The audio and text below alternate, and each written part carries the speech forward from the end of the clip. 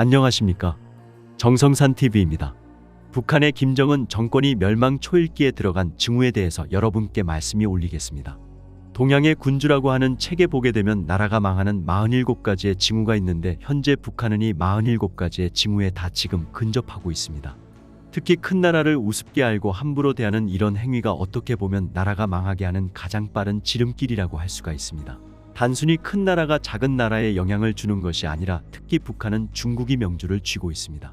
북한은 중국에 붙어 있고 중국이 한 달만 북한을 봉쇄하게 되면 북한 김정은 정권은 거의 몇 달을 못 버티고 멸망할 수가 있습니다. 그래서 미우나 고우나 공산당에게 충성을 해야만 생존할 수가 있는데 지금 북한과 중국 간의 관계가 매우 심각합니다. 중국도 북한이 아무리 미워도 이날만큼은 북중 동맹이 건재 있고 그 위력을 발휘하고 있다. 이런 내용으로 항상 보도했는데 드디어 중국과 북한 중국의 인민일보 북한의 노동신문 여기에 동맹 우호에 대한 사설 기사 이런 내용을 삭제했습니다.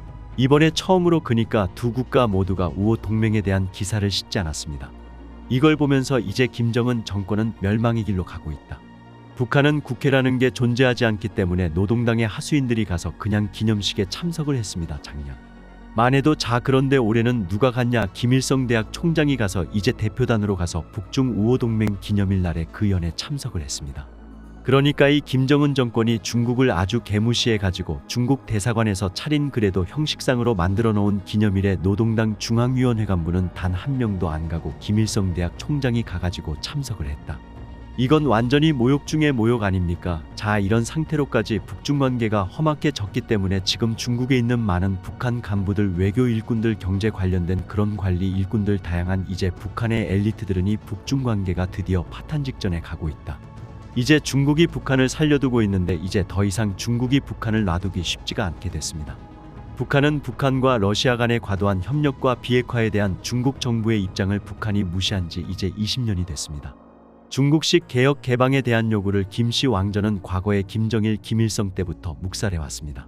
중국에서 발생하는 온갖 불법 행위에 대해서 북한이 계속 말을 듣지 않고 있습니다. 그동안 혈맹이라고 강조해온 북중 관계의 이상 기류가 흐른다는 분석이 잇따르고 있습니다. 군사적 밀착 행보를 이어가는 북한과 러시아의 관계가 북중 관계에도 영향을 미친 것으로 보이는데 그 이면을 짚어봤습니다. 수교 75주년을 맞은 북중 관계가 심상치 않다는 평가가 나오는 이유인데 최근 가속화한 북러 밀착이 우선적인 요인으로 꼽힙니다. 가장 큰 배경은 북러 간의 밀착을 중국이 매우 불편하게 생각하는 거죠. 그 이면엔 북중 간 좀처럼 간극을 좁히기 어려운 이해관계 상충을 지적하는 분석이 나옵니다. 상호 기대치를 충족하지 못하기 때문이란 건데 먼저 중국으로선 미국과 유럽 등 서방과의 달라진 관계 설정이 요인으로 꼽힙니다. 경제 정책이 우선인 상황에서 우크라이나 전쟁을 고리로 서방과 대척점에 선 러시아나 북한과 적당한 거리를 둘 수밖에 없다는 의견입니다. 중국은 러시아와 가까워지면 유럽 시장이 흔들리고 북한과 친해지면 미국의 공세가 더 심해지는 딜레마에 처해 있거든요. 실제 중국은 한미일, 북중러와 같은 신냉전 프레임에 대해 기회가 있을 때마다 거부감을 표시해왔습니다. 반면 북한으로선 계속된 대북 제재에다 코로나 팬데믹으로 휘청거린 경제난 타결을 위한 선물을 기대했던 중국의 서운함이 컸을 거라는 분석이 나옵니다. 북러 간 밀착 역시 중국을 자극하기 위한 카드로 보는 시각이 존재합니다. 중국이 북한의 입장을 국제사회에서 옹호하고 있지만 실질적인 그런 경제적인 지원 같은 것을 좀 해주길 바랐던 것 같아요.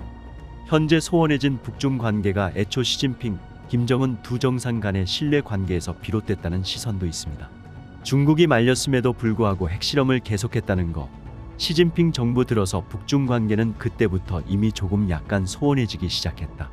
중국에 체류 중인 것으로 추산되는 북한 노동자 규모는 수만 명에서 최대 10만 명입니다. 중국 당국은 최근 북한에 이들을 전원 귀국시키라고 요구한 것으로 알려졌습니다. 북한은 순차적 귀국을 원하지만 중국은 비자가 만료되는 대로 한꺼번에 돌려보내는 방안을 추진하는 것으로 전해졌습니다. 서로 혈맹을 강조하던 사이가 균열 조짐을 보이고 있는데 러시아와 군사 동맹 수준으로 밀착한 북한에 중국이 불쾌감을 드러낸 게 아니냐는 분석이 나옵니다. 북한에 대해 상당한 불만을 가지고 있다. 북한 경제에 직접적인 타격을 주면서 자신들의 불만을 드러내려고 하는 것으로 볼 수 있지 않을까 생각합니다. 북한 노동자의 해외 파견은 유엔 안보리 대북 제재 결의 위반입니다. 북한의 핵심 외화벌이 수단이자 핵미사일 개발의 주요 자금원 중 하나이기도 합니다. 따라서 협상이 어긋날 경우 북중 관계의 균열이 더 커질 수도 있다는 관측이 나옵니다. 그동안 베일에 감춰왔던 북한 해커 조직 정체는 국내외 주요 기관의 해킹 주범으로 지목돼 왔으면서도 정작 실체와 근거지는 불분명했던 것이다. 미 블룸버그 비즈니스 위크는 해커 출신 탈북자들과 가진 인터뷰를 토대로 북한 해커들의 실상을 파헤쳤다. 보도에 따르면 이들은 전문 해커라기보단 일반 북한 주민과 다를 바 없는 저임금 노동자에 가까웠다. 주요 활동 역시 바이러스 전파, 정보 탈취 등 일반적으로 알려진 해킹과는 거리가 멀었다. 수단과 방법을 가리지 않고 돈을 버는 것이 이들의 일과였다. 주 업무는 해킹이 아닌 불법 복제는 블룸버그 비즈니스 위크는 중국에 거주하며 해커로 활동한 이력이 있는 탈북자 종혁 씨의 사연을 자세히 소개했다. 종혁 씨는 어릴 적 의사의 꿈이 있었다. 하지만 학교 성적이 우수했던 그에게 북한 당국은 대학에서 컴퓨터 공학을 전공하라고 지시를 내렸다고 한다. 꿈을 접어야 했던 종혁 씨는 당국의 지원으로 중국 유학길에 올랐다. 대학 생활 중에 그는 졸업 뒤엔 귀국해 소프트웨어 개발자가 될 것이란 막연한 희망을 품었다고 매체는 전했다. 하지만 실상은 달랐다. 북한 당국은 석사학위 취득을 위해 귀국한 종혁 씨에게 또 다른 지시를 내렸다. 중국에 돌아가 북한 IT의 미래를 밝혀줄 연구에 매진하라는 것이다. 종혁 씨는 지시의 의미를 짐작했다. 바로 조국을 위해 돈을 벌어오라는 것이었다.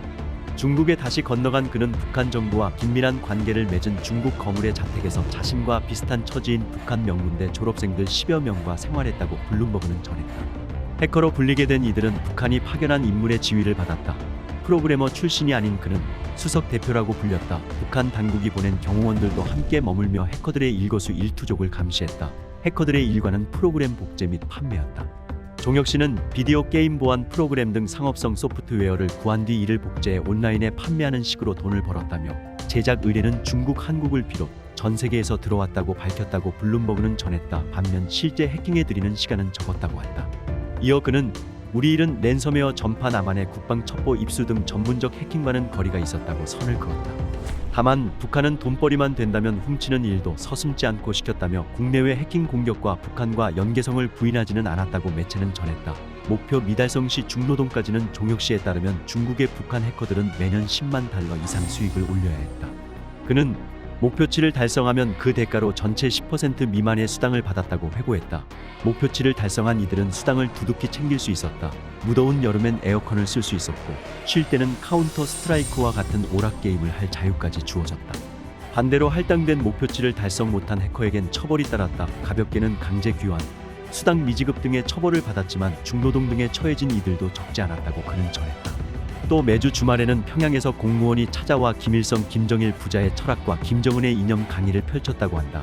종혁 씨는 이런 생활을 이어간 북한 해커들을 가난한 저임금 노동자 집단이라고 묘사했다. 그에 따르면 중국 곳곳의 대다수 북한 해커들은 더욱 열악한 상황에 놓였다.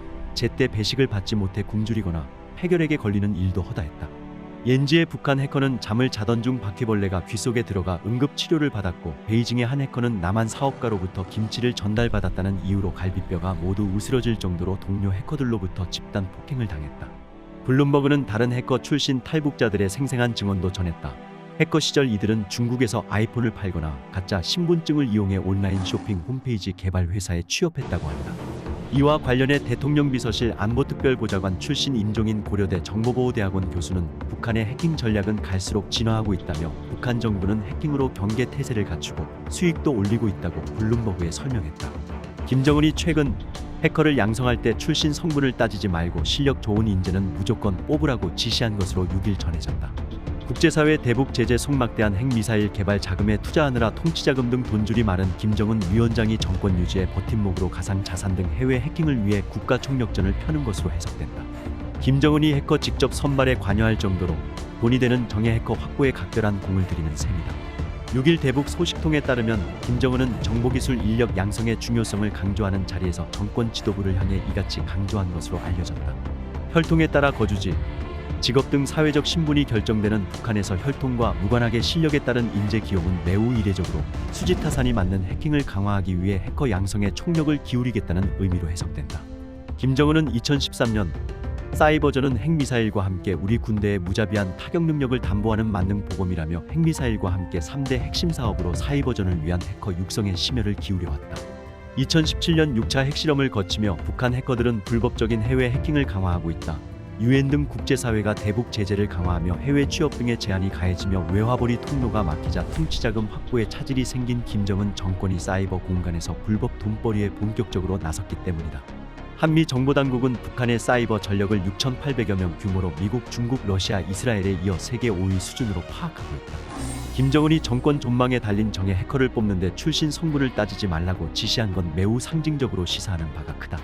해커 선발도 과거에는 출신 성분이 반영됐지만 경제 상황이 나빠지면서 상황이 달라지고 있다. 북한이 A급 해커 확보에 목매는 건 대북 제재에 남북 병역마저 중단돼 극심한 통치자금 부족에 시달리면서 상황이 절박해졌기 때문으로 보인다.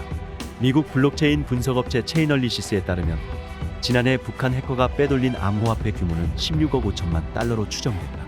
이는 북한 연간 예산의 18%에 해당한다. 최소 2천만 달러가 드는 것으로 알려진 북한 대륙간 탄도미사일을 83발 쏠 수 있는 돈이다. 임종인 고려대 정보보호대학원 석좌 교수는 사이버전에서 가장 중요한 건 요원의 수가 아닌 질이라면서 인재풀이 넓어야 능력 있는 해커를 뽑을 수 있다고 말했다. 라자루스, 김숙희 등 악명 높은 북한 해킹 조직은 소수의 엘리트 해커들이 이끄는 것으로 알려졌다. 정부 관계자는 가상자산을 훔쳐 큰돈을 벌어온 북한은 관련 인력을 계속 보강해 갈 것이라며 핵심 해커를 제재하는 등의 조치로 국제사회와 긴밀히 공조해 나가겠다고 밝혔다. 북한은 곧 붕괴한다. 모조리 지옥으로 보내고 역사와 인류 앞에 대제를 저지른 김정은 국제형사재판 공개기관총 처형 역사를 바로 세우기를 해야 한다.